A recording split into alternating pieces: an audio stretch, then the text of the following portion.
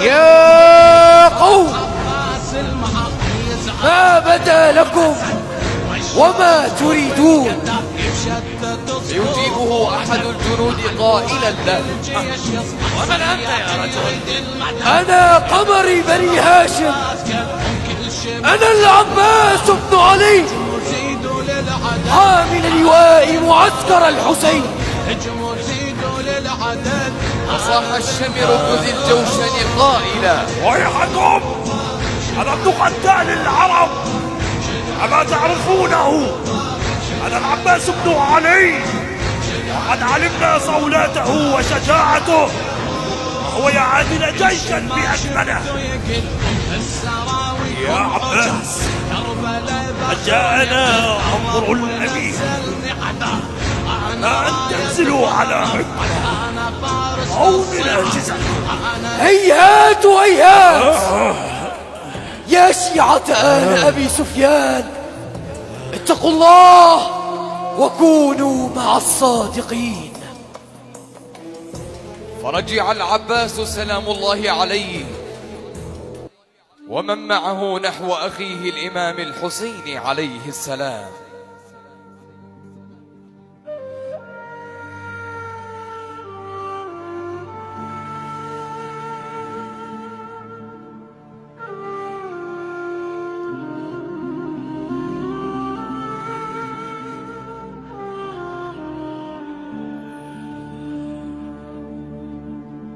سيدي يا أبا عبد الله، إن القوم يريدون أن ننزل لرأيهم أو يقاتلونا.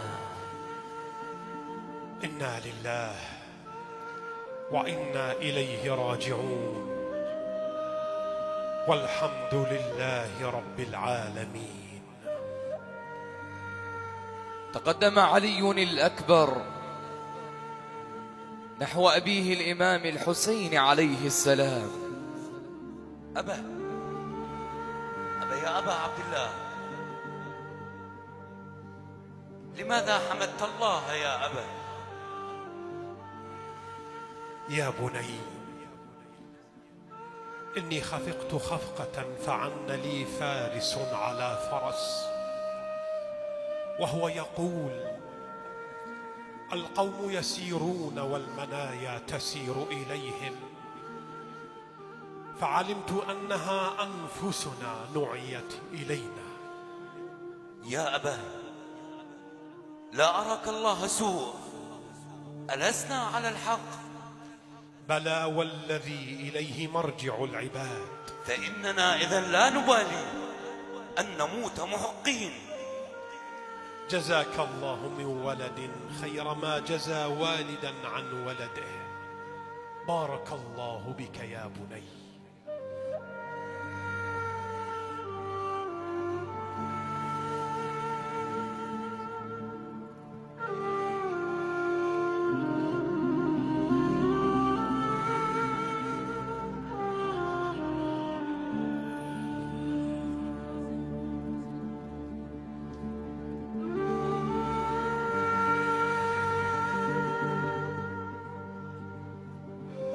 وعلى هذا الحال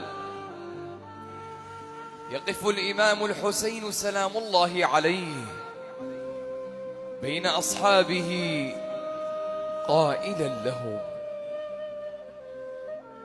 بسم الله الرحمن الرحيم. إن الله تعالى قد أذن في قتلكم وقتلي في هذا اليوم، فعليكم بالصبر والقتال. ثم ينادي الإمام الحسين عليه السلام على أصحابه ليعين مراكز الجيش.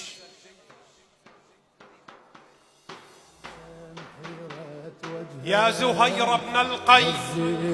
نعم يا مولاي. أنت على ميمنة الجيش. أمرك يا أبا عبد الله. وأنت يا حبيب بن مظاهر. نعم يا مولاي.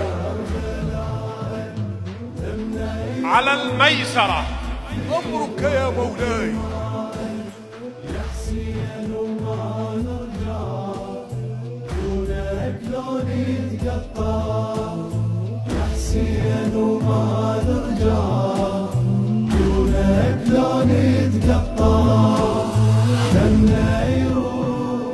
وأنت أخي يا أبا الفضل. نعم يا مولاي. تحمل اللواء. سمعا وطاعة سيدي أبا عبد الله. أما أنا والباقون فنثبت في القلب. الله أكبر. الله أكبر. الله أكبر. الله أكبر. الله أكبر. لجلك ننزفك ودم مني المنحار، لجلك ننزفك شنو الماء نشرب. ثم يتقدم الإمام الحسين سلام الله عليه معسكره وينظر إلى معسكر بني أمية، يرى كثرة جمعهم فيرفع سلام الله عليه يديه بالدعاء.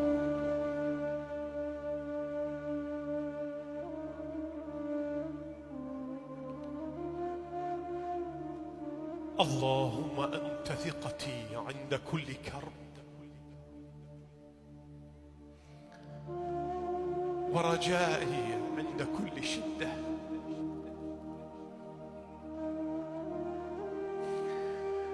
وأنت لي في كل أمر نزل بي ثقة وعدة.